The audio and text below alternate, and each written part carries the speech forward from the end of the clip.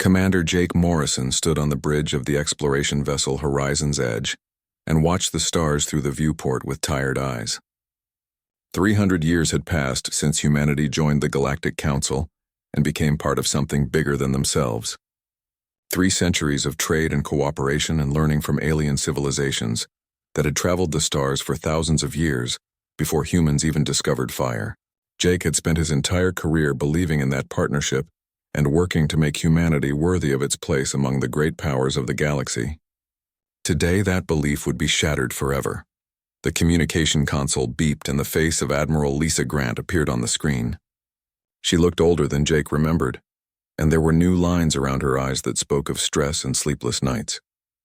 Lisa had been Earth's representative to the Galactic Council for the past decade, and she had fought harder than anyone to keep humanity's seat at that table. The expression on her face told Jake everything he needed to know before she even spoke. The vote was unanimous. Every single member of the Galactic Council had agreed that humanity needed to be expelled from galactic society.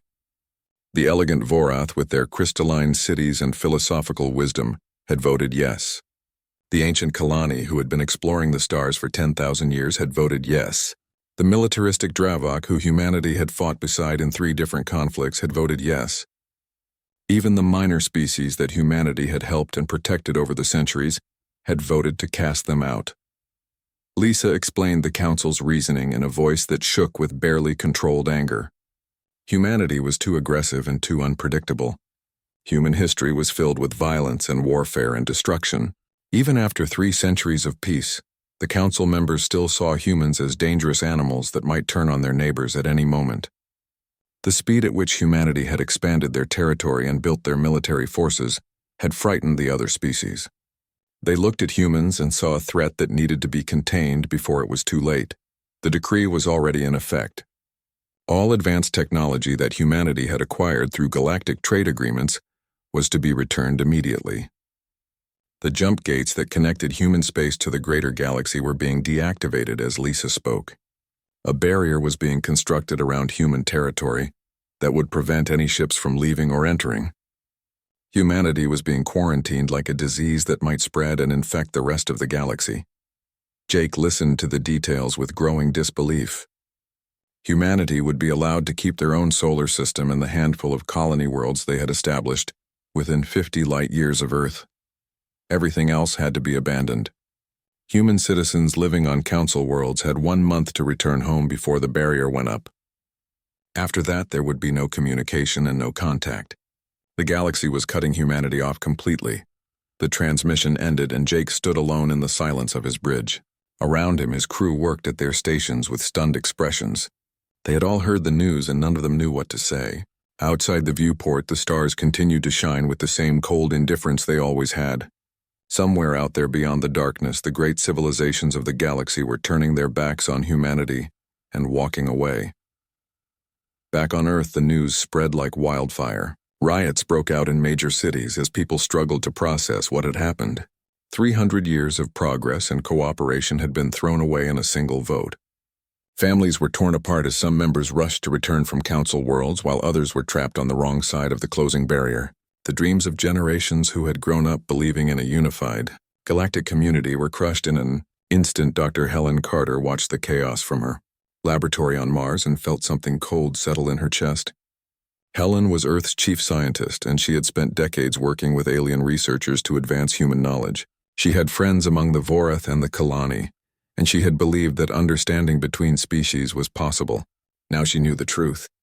The other races had never truly accepted humanity as equals. They had tolerated humans as long as it was convenient and discarded them the moment they became uncomfortable. Helen gathered her team and made a decision that would change the course of human history.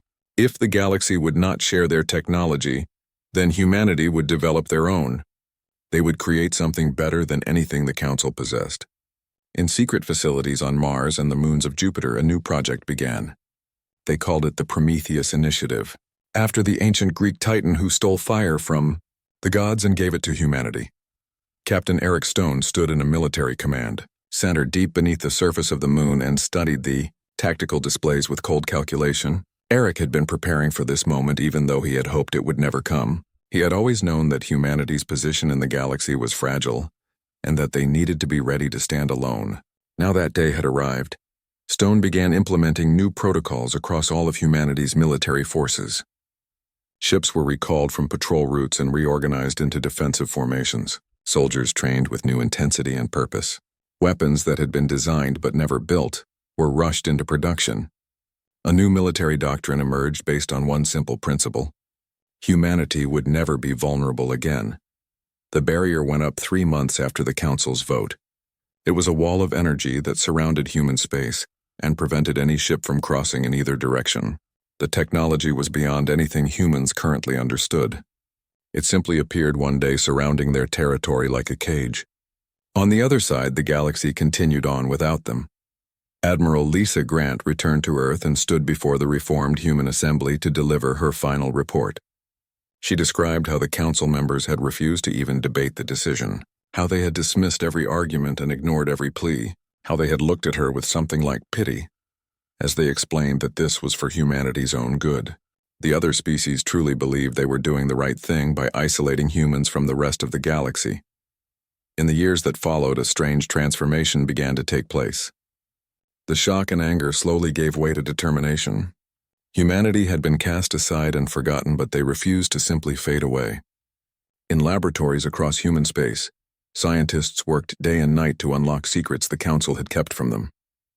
In shipyards and factories, new vessels took shape based on designs that pushed the boundaries of known physics. In training facilities, soldiers prepared for a future that no one could yet imagine. Dr. Helen Carter made breakthrough after breakthrough as her team explored technologies the Council had deemed too dangerous or too difficult. Without the restrictions and regulations that had limited human research during their time in the Council, humanity's scientists were free to experiment and take risks. Progress came faster than anyone had expected. Captain Eric Stone built an army that was lean and efficient and deadly. Without access to Council military traditions, human tacticians developed their own methods based on creativity and adaptability. They studied every conflict in human history and learned from both victories and defeats. They created weapon systems that were unlike anything the galaxy had seen before. The barrier stood between humanity and the stars, but behind that barrier, something new was growing. The other races believed humans would stagnate or destroy themselves in isolation. They expected humanity to fade into irrelevance and eventually be forgotten. They were wrong about everything. Humanity was not dying in their cage. They were evolving into something the galaxy had never seen before. Something powerful and patient and hungry for the day when they would step back into the light. 50 years passed behind the barrier, and the galaxy moved on. The Council rarely spoke of humanity anymore. The quarantine zone was marked on star charts as a region to be avoided and then forgotten. The great civilizations continued their ancient games of politics and trade and expansion. None of them looked toward human space or wondered what might be happening in that isolated corner of the galaxy. That would prove to be their greatest mistake. 50 years had passed since the barrier went up, and the galaxy had long since stopped thinking about humanity. The Galactic Council maintained monitoring stations along the edge of the quarantine zone, but those posts were considered punishment assignments where nothing ever happened. The general belief among Council species was that humanity had probably destroyed itself through internal conflict, or had simply stagnated without access to galactic technology. Either way, they were no longer relevant. Dr. Amy Brooke sat in her office deep within the Prometheus Research Complex on Mars and smiled at the data streaming across her screens. Amy had inherited the chief scientist position from Helen Carter, who had passed away 10 years earlier. Helen had been a mentor and friend, and Amy had promised to continue her work. Today, she was about to fulfill that promise in ways that would have made Helen proud. The phase drive was complete. After decades of research and thousands of failed tests, humanity had finally cracked faster than light travel, without needing the jump gates that the Council controlled. The new drive system manipulated space-time itself by creating localized phase shifts that allowed ships to move between points in real space without actually crossing the distance between them.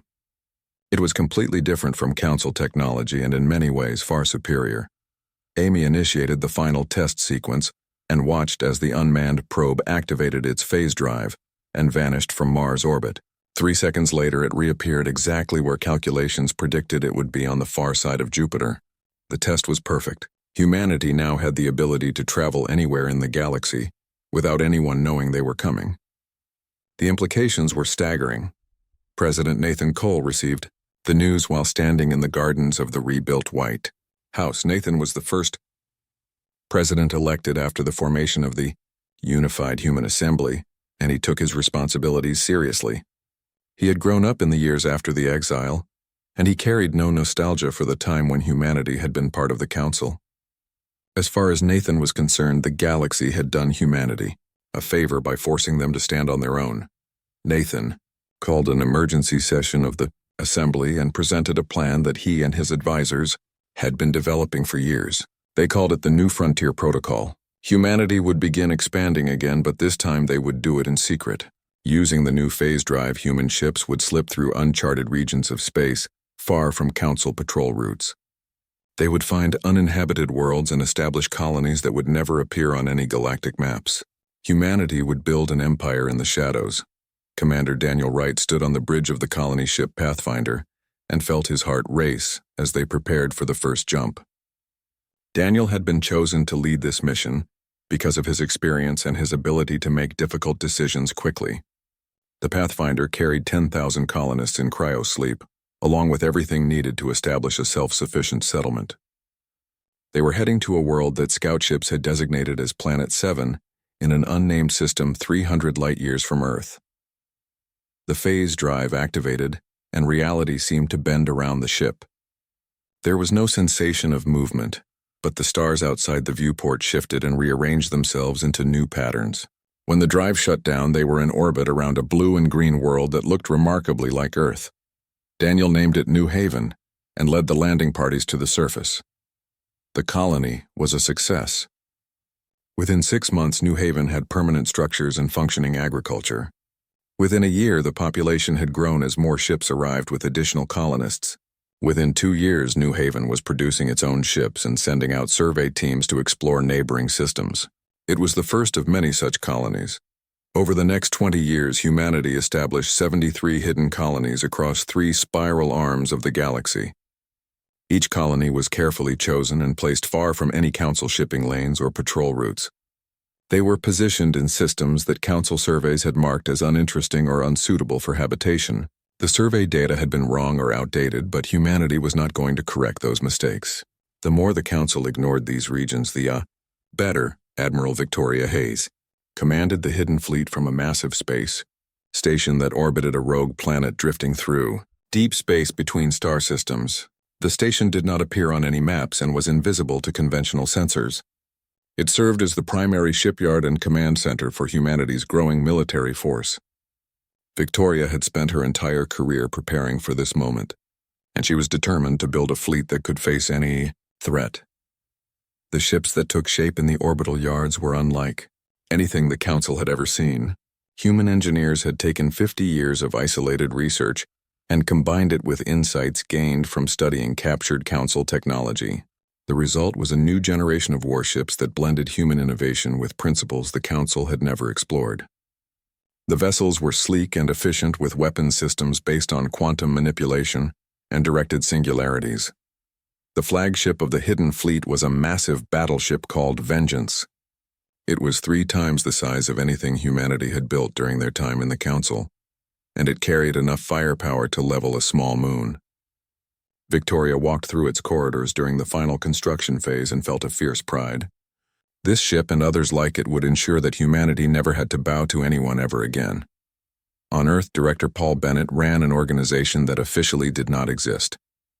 The Shadow Network was an intelligence service that monitored the Galactic Council and gathered information about potential threats. Paul had agents on dozens of Council worlds, and they had become very good at staying hidden. Some were humans who had been left behind when the barrier went up and had managed to survive by adopting false identities. Others were humans who had been genetically modified to pass as other species. The intelligence that flowed back to Earth painted an interesting picture of the galaxy. The Council was not nearly as unified or peaceful as it pretended to be. There were constant political struggles between the major powers and dozens of minor conflicts that never made official reports. The Vorath were locked in a cold war with the Dravok over territorial disputes. The Kalani were dealing with internal divisions as younger generations questioned the wisdom of their elders. The entire galactic order was far more fragile than it appeared. Paul also discovered something troubling.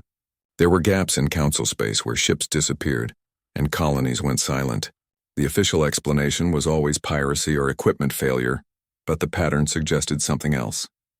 Something was out there in the darkness between stars, and it was getting bolder. Paul filed reports with the human assembly, but without more information, there was little anyone could do except watch and wait. Back on New Haven, Commander Daniel Wright welcomed the arrival of the 100th supply ship from Earth.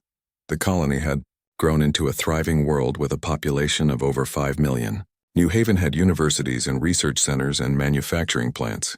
It had its own defense fleet and had started sending out colony ships to establish daughter settlements in nearby systems.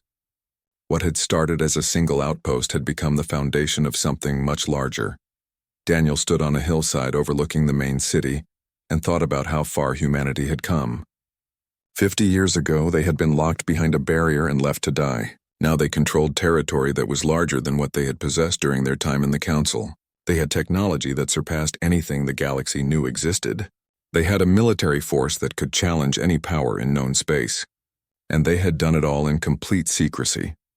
President Nathan Cole addressed the Human Assembly on the 50th anniversary of the exile. He spoke about the progress that had been made and the challenges that still lay ahead. He reminded everyone that they were building something that would last for generations. The Hidden Empire was not just about survival. It was about creating a civilization that would never again be at the mercy of others who did not understand them. Nathan also issued a warning. The secret would not last forever. Eventually, the Council would discover what humanity had been doing. When that day came, humanity needed to be strong enough that no one would dare challenge them. The Hidden Empire needed to grow larger and more powerful. They needed more colonies and more ships and more resources. They needed to be ready for the day when the shadows could no longer hide them. Admiral Victoria Hayes received orders to expand the Hidden Fleet. New shipyards were constructed in remote systems and production was increased. The fleet began conducting exercises in deep space far from any inhabited worlds. They practiced tactics and tested weapons and prepared for conflicts that might come. Victoria knew that the galaxy was not a peaceful place and that threats could emerge from any direction at any time. Dr. Amy Brooks continued pushing the boundaries of known science. Her teams developed new power systems that were more efficient than anything the Council used. They created shields that could withstand weapon impacts that would vaporize conventional defenses. They built sensors that could detect ships light years away, and communication systems that were virtually impossible to intercept. Every breakthrough. Investigator Tarnshall floated in his meditation chamber aboard the Kalani research vessel Enlightenment and studied the data that had been troubling him for months. Tarnshall was old even by Kalani standards, and he had spent 300 years investigating mysteries that others dismissed or ignored. His people valued wisdom and patience, and Tarnshall had both in abundance. What he saw in the sensor readings made no sense, and that bothered him more than he wanted to admit. The anomalies were scattered across 17 different sectors in regions that were supposed to be empty space. Energy signatures that appeared and disappeared without explanation. Gravitational distortions that suggested massive objects where nothing should exist. Chemical traces in stellar nebulae that indicated recent industrial activity. Individually, each anomaly could be dismissed as sensor error or natural phenomena. Together, they suggested something impossible. Someone was building something in the forgotten corners of the galaxy. Tarnshall brought his findings to the Galactic Council during their quarterly session. He presented his evidence carefully and methodically, explaining each anomaly and showing how they connected to form a pattern. The other council members listened politely but without much interest. The Vorath representative suggested that Tarnshall was seeing patterns where none existed. The Dravok military commander stated bluntly that they had real threats to worry about, without chasing ghosts in empty space. The council voted to file Tarnshall's report and take no action. They had more pressing concerns. Trade disputes needed resolution. Border conflicts required mediation. Budget allocations had to be approved. The idea that someone might be conducting secret operations in unexplored space seemed too unlikely to warrant serious investigation. Tarnshall returned to his ship frustrated but not surprised. The council had become complacent and comfortable. They no longer looked for dangers until those dangers were already at their doorstep. Meanwhile, in human space, General Marcus Flynn stood in the command center beneath the lunar surface and read reports that made his blood run cold. Marcus had been monitoring deep space sensor networks for unusual activity, and what he had found was terrifying. A new alien species had emerged from the galactic void, and they were not interested in peaceful contact. The intelligence division had designated them as the Vrek swarm, and initial analysis suggested they were unlike anything humanity had encountered before. The Vreks were a parasitic hive mind that consumed other species and incorporated their biological matter into the collective. They did not build ships in the traditional sense. Instead, they grew massive organic vessels from the bodies of their victims. They did not use conventional weapons. Their attacks involved boarding enemy ships and converting the crews into more Vrex drones. They spread like a plague across inhabited worlds, leaving nothing but empty husks behind. Marcus studied the intercepted communications from the frontier regions where the Vrex had first appeared. 2 minor species had been completely wiped out in a matter of months. Entire civilizations had vanished without anyone in the core council worlds even noticing. The swarm was moving slowly but steadily toward more populated sectors. Eventually they would reach council territory, and when that happened, billions would die. General Flynn brought his intelligence to President Nathan Cole and the Human Assembly. He laid out everything they knew about the Virex, including projected expansion routes and estimated timelines. According to the best calculations, the swarm would reach the outer council worlds within 2 years. The main council territories would be threatened within 5. The question facing humanity was simple. Should they warn the council or remain hidden and let the galaxy burn? Counselor Beth Morgan argued passionately for intervention. Beth was young and idealistic, and she believed that humanity had a moral obligation to help even those who had wronged them. She pointed out that billions of innocent people would die if the swarm was not stopped. She reminded the assembly that humanity had joined the council originally because they wanted to be part of something greater than themselves. That dream might have died, but the principles behind it had not. Others disagreed. Senator Frank Palmer stated that the council had made their choice when they expelled humanity. They had declared that humans were too dangerous to be trusted. Now they would face the consequences of that decision without human help. Palmer argued that revealing humanity's existence would only create new problems. Better to remain hidden and let the other species deal with their own threats. President Cole listened to both sides and understood the weight of the decision before him. Whatever choice humanity made would define who they were as a species. They could be the vengeful exiles who watched their former allies die, or they could be the protectors who put principles above grudges. Nathan knew what Helen Carter and the other founders of the Prometheus Initiative would have wanted. They had pushed humanity to become better, not bitter. Cole proposed a compromise that satisfied no one, but seemed like the best option available. Humanity would fight the Vrex, but from the shadows. They would protect the galaxy without revealing themselves. The council would never know that humanity had saved them. It would be a thankless task that brought no recognition or reward. But it was the right thing to do, and sometimes that had to be enough. Operation Guardian was approved by a narrow vote. Admiral Victoria Hayes received orders to prepare the Hidden Fleet for combat against an enemy unlike anything they had trained to face. The Vrex could not be reasoned with or intimidated. They could only be destroyed completely. Victoria began developing new weapons and tactics specifically designed to counter biological threats. Commander Stephanie Walker was chosen to lead the first reconnaissance mission. Stephanie commanded a stealth ship called Silent Arrow that was equipped with the most advanced sensor systems humanity had developed. Her orders were to observe the Vrex in action and gather detailed intelligence about their capabilities and weaknesses. It was a dangerous assignment, but Stephanie had volunteered without hesitation. The Silent Arrow jumped into a system on the frontier where a Vorath colony world was under attack. Stephanie and her crew watched from a distance as the nightmare unfolded below. The Vrex ships were massive organic constructs that pulsed with unnatural life. They landed on the planet's surface and released waves of drones that swept through cities like locusts. The elegant Vorath tried to fight back, but their weapons barely slowed the assault. Stephanie's crew recorded everything with professional detachment, even though several of them were visibly shaken by what they witnessed. The Vorath had been among the first to vote for humanity's expulsion. They had called humans barbaric and violent, Now those same Vorath were being torn apart by true monsters while humans watched from hiding. It would have been easy to feel satisfaction, but instead Stephanie felt only sadness. No one deserved what was happening down there. The Silent Arrow gathered data for 3 days before withdrawing. They documented Vrek's attack patterns and biological structure and reproductive cycles. They analyzed the organic ships and identified potential weak points. They recorded the speed at which the swarm could consume a world, and calculated how long it would take them to reach more populated areas. The intelligence they brought back was invaluable. General Marcus Flynn reviewed the footage and felt his determination harden. The Vreks had to be stopped, and humanity was the only force capable of doing it. The Council species had grown soft during their long peace. They had forgotten how to fight true existential threats. But humanity remembered. Humans had crawled up from a violent past and learned hard lessons about survival. Now they would use that knowledge to save those who had cast them aside. Admiral Victoria Hayes mobilized the Hidden Fleet.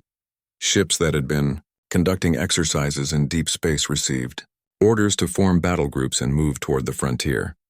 New weapons were loaded and systems were tested. Crews that had trained for years without seeing real combat prepared themselves mentally for what was coming. The fleet moved through the darkness using phase drives to avoid detection. They were ghosts moving toward a war that no one knew was about to begin. Dr. Amy Brooks worked around the clock to develop weapons that could destroy Vrek's organic tissue. Traditional energy weapons had limited effectiveness against their adaptive biology. Amy's teams created plasma incinerators that could burn at temperatures hot enough to break down any organic matter. They developed molecular disruptors that could tear apart the chemical bonds holding Vrek's structures together. They designed delivery systems that could saturate entire areas with destructive energy. President Nathan Cole addressed the military commanders in a secure transmission that reached every human ship and station. He explained that what they were about to do would never be recognized or rewarded. History would not record their sacrifice. The galaxy would not thank them, but they would know in their hearts that they had done what was right. They would know that when it mattered most, humanity had chosen to be protectors, not destroyers. That knowledge would have to be enough. The Hidden Fleet reached the frontier zones where the Vreks were advancing. Admiral Hayes positioned her forces in the path of the swarm and waited for the enemy to come. Humanity had been preparing for this moment since the day of. The Vrek swarm descended on the frontier colonies like a plague, and the Galactic Council finally understood the magnitude of the threat they were facing. 3 Drevok military outposts fell in a single week, despite being defended by some of the best soldiers in Council space. The Drevok had built their reputation as warriors over thousands of years, but their traditional tactics were useless against an enemy that felt no fear and showed no mercy. Panic began to spread through the Council chambers as reports of new losses arrived daily. Fleet Commander Zektar of the Drevok stood on the bridge of his flagship and watched his battle group engage a Vrek's hive cluster. His ships fired their most powerful weapons into the organic mass, but the swarm seemed to absorb the damage and continue advancing. Boarding pods launched from the Vrek's vessels and attached themselves to Council ships like parasites. Within minutes, the screaming started over the communications channels as crews were overwhelmed and converted into drones. Zektar ordered a retreat, but half his fleet was already lost. The Council convened an emergency session, and for the first time in centuries, they faced a crisis they could not resolve through negotiation or political maneuvering. The Vorath proposed using biological weapons, but the Kalani pointed out that such measures had been banned for good reasons. The smaller species demanded protection, but the Council lacked the resources to defend everyone simultaneously. Arguments erupted and old grudges surfaced as the unified front crumbled under pressure. In human space, Captain Ryan Foster received his orders and felt a grim satisfaction settle over him. Ryan commanded the battleship Vengeance, and he had spent 5 years preparing his crew for combat that he thought might never come. Now the waiting was over. His ship, along with 20 others, would form the first strike force against the Vreks. They would hit the swarm hard and fast, then disappear before anyone could identify them. It was a risky mission, but Ryan had confidence in his people and his ship. The task force jumped into position near a Vrek's hive cluster that was preparing to assault a Kalani research station. Admiral Victoria Hayes had chosen the target carefully. The station was important enough that its loss would hurt Council morale, but isolated enough that the battle would not draw too much attention. More importantly, the research data stored there included information that humanity wanted to preserve. 2 objectives could be accomplished with one strike. Ryan gave the order and the Vengeance opened fire. The plasma incinerators that Dr. Amy Brooks had designed proved devastatingly effective.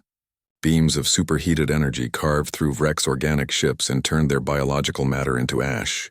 The molecular disruptors followed, causing massive sections of the hive cluster to simply fall apart at the molecular level. Within minutes, the swarm forces that had threatened the Kalani station were reduced to debris. The human ships did not stay to celebrate. As soon as the last Vrex vessel was destroyed, the task force activated their phase drives and vanished. They left behind no identification and no evidence of who had come to the rescue. The Kalani scientists at the research station watched their sensors in confusion, trying to understand what had just happened. Their saviors had appeared from nowhere and disappeared just as quickly. Fleet Commander Zektar received reports of the incident and felt a mixture of relief and frustration. Someone had intervened to save the Kalani station, but who were they and why were they hiding? Zektar reviewed the weapon signatures and found nothing in Council databases that matched. The attacking ships had used technology that was completely unknown. He filed a report requesting investigation, but the Council had more immediate concerns than mysterious benefactors. The pattern repeated across a dozen systems. Vrex forces would advance toward a target and suddenly find themselves under attack from an invisible enemy. Ships would appear without warning and unleash devastating firepower, then vanish before reinforcements could arrive. The swarm began to falter as their advance slowed and then stopped. For the first time since their emergence, the Vrex were facing an opponent they could not adapt to fast enough. Investigator Tarn Shal studied every report of the mysterious interventions and felt his earlier suspicions confirmed. The attacking ships used weapons that suggested decades of advanced research. Their tactics showed creativity and flexibility that no Council species currently displayed. Most telling was their choice of targets. The mysterious defenders seemed to know exactly where the Vrex would strike next, and positioned themselves accordingly. That required intelligence networks the Council did not possess. On the ground, Lieutenant Karen Hughes led her special operations team through the ruins of a Vorath city that was under Vrex assault. Karen's orders were to evacuate a group of civilian scientists before the swarm overran their position. Her team moved like shadows through the chaos, wearing armor that bent light and made them nearly invisible. They reached the scientists and began the extraction, while Vrex drones searched the streets around them. The evacuation should have been impossible. The Vrex had surrounded the area and were closing in from all directions. But Karen's team had studied the enemy extensively and knew their behavioral patterns. They used directed sound to lure drones away from their path. They employed chemical agents that confused the swarm's sensory organs. They moved with precision and discipline that came from endless training. Within an hour, the scientists were safe and the team had vanished without being detected.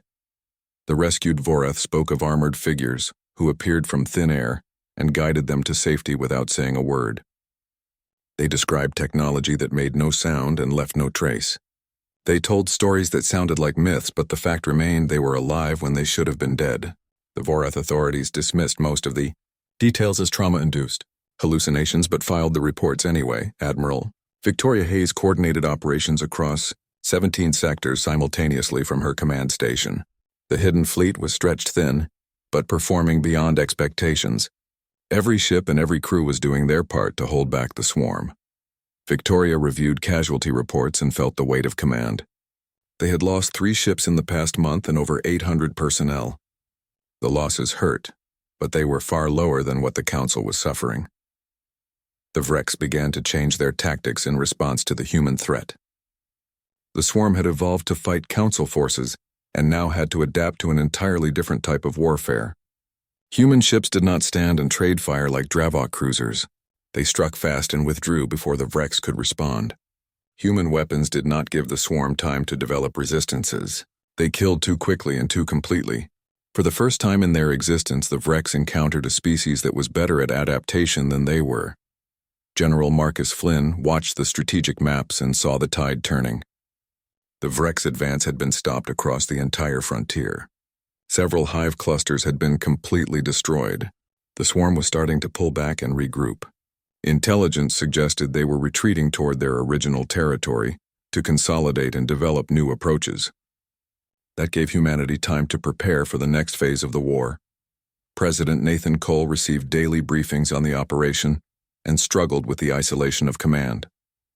Thousands of humans were fighting and dying to save a galaxy that did not know they existed. Families mourned loved ones who could never be publicly honored. Victories went uncelebrated because they had to remain secret. Cole wondered if they had made the right choice, but then he remembered the alternative. If humanity had not intervened, the Vrex would have consumed dozens of worlds by now. The cost was high, but the alternative would have been worse. Dr. Amy Brooks continued developing new weapons as the Vrex evolved. It was an arms race conducted at breakneck speed. Every time the swarm adapted to one weapon system, Amy's teams had to create something new. They pushed the boundaries of physics and explored concepts that were purely theoretical. Some experiments failed catastrophically. Others produced breakthroughs that changed the nature of warfare. Progress came at a price measured in destroyed laboratories and lost researchers. Captain Ryan Foster led his crew through their 7th engagement against Vrex forces and felt the exhaustion starting to affect everyone. The Vengeance had been in combat operations for 3 months without a proper rest period. Systems needed maintenance and personnel needed relief, but there were not enough ships to rotate forces off the line. Every vessel was needed to maintain pressure on the swarm. The war continued in secret while the Galactic Council struggled to understand what was happening. They knew their losses had decreased, but they could not explain why. Some attributed it to improved tactics. Others suggested the Vrex were overextended. A few, like investigator Tarnshall, suspected the truth but could not prove it. The Council accepted their good fortune without questioning it too deeply, because they were too relieved to be critical. Fleet Commander Zektar met with other military leaders and discussed the mysterious defenders. The Dravok commander had compiled extensive data on the unknown ships and their capabilities. He proposed launching an investigation to identify who was helping them, but the Council leadership rejected the idea. They were afraid of what they might discover. The final Vrex hive ship fled through deep space with 3 human destroyers in pursuit. Commander Jake Morrison sat in the command chair of the Horizon's Edge and watched the target try desperately to escape. Jake was old now, and this would be his last mission before retirement. He had been there when humanity was expelled from the Council 70 years ago. He had watched the barrier go up and felt the sting of rejection. Now he was here to finish what that rejection had started.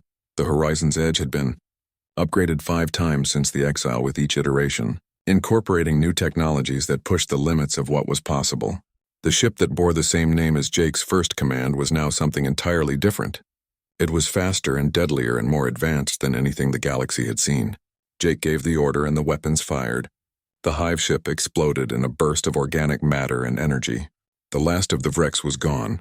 The Galactic Council gathered in their grand chamber on the neutral world of Sanctuary and tried to process what had happened. The Vrex swarm had been defeated after 3 years of brutal conflict. Billions had died and entire worlds had been consumed, but somehow civilization had survived. The Council members knew they should be celebrating, but instead they felt confused and unsettled. They had won a war they should have lost, and nobody could explain how.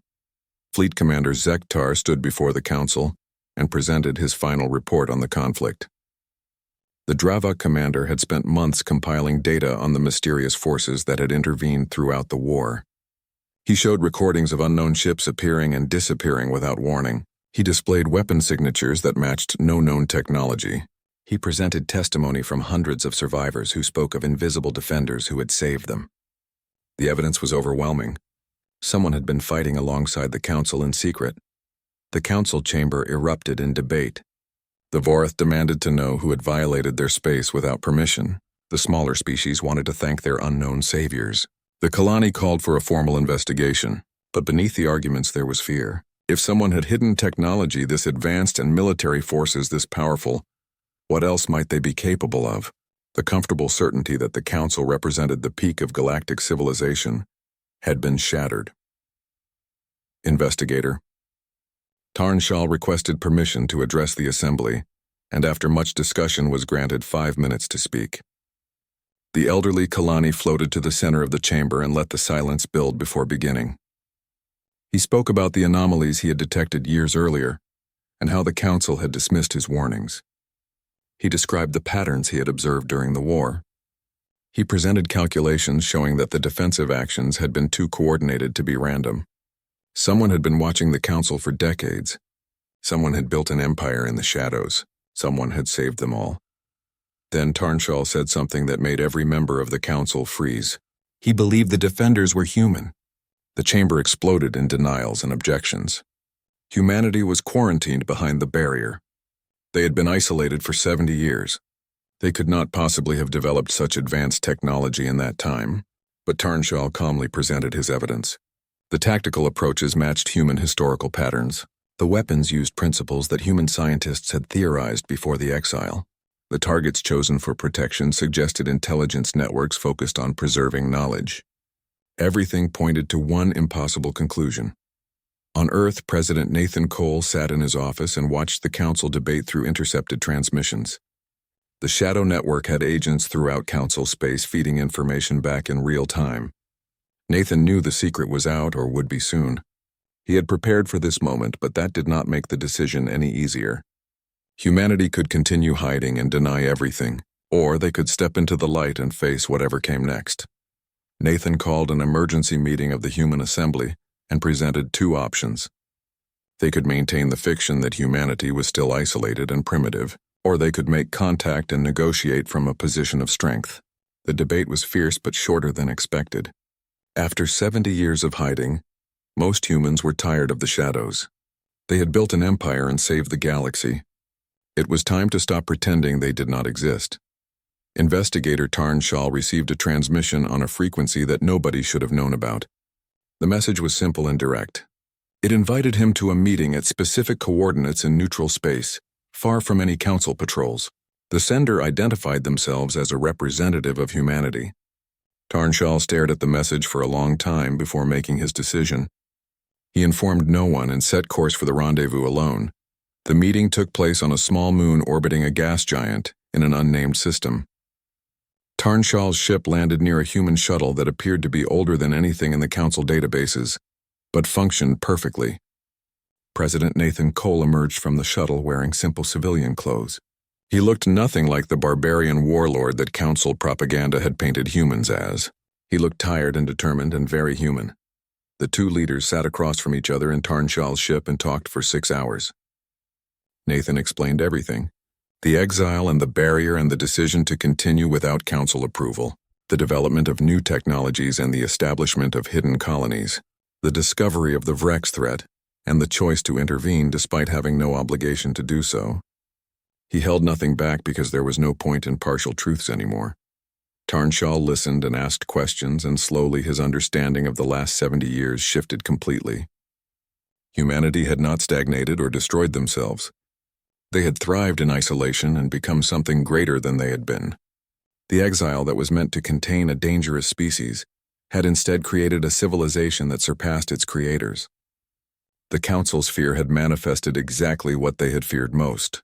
But Tarnshall also understood something the other council members did not. Humanity had no reason to help them. After being cast aside and forgotten, humans could have watched the galaxy burn. Instead, they had chosen to protect those who had rejected them. That choice revealed more about human character than centuries of diplomatic contact ever had. Humans were dangerous not because they were violent, but because they had principles they would die for. Tarnshall made his own choice then. He told Nathan that not all council members had agreed with the exile. Many Kalani and several minor species had opposed the decision, but were outvoted by the Vorath and Dravok. There were those within the council who regretted what had been done and would welcome humanity's return. But there were also those who would see humanity's secret empire as a threat that needed to be eliminated. Open contact would lead to conflict. Nathan had expected this and proposed an alternative. Humanity would remain officially hidden, but cooperation would begin in the shadows. Technology would flow to trusted allies through untraceable channels. Intelligence would be shared to address emerging threats.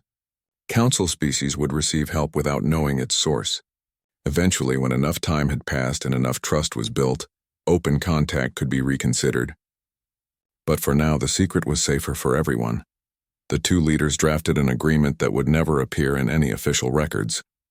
Tarnshall would serve as the intermediary between humanity and the council factions that could be trusted.